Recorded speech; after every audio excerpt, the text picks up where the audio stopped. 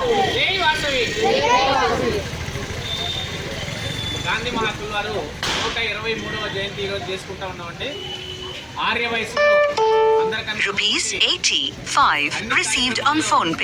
మనకి ముందుండి ఆదర్శవంతంగా నిలిచినటువంటి వ్యక్తి, స్వతంత్రాన్ని తీసుకొచ్చినటువంటి దానిలో ముఖ్యమైనటువంటి పాత్ర తీసుకున్నటువంటి వ్యక్తి గాంధీ మహాత్ముల వారు.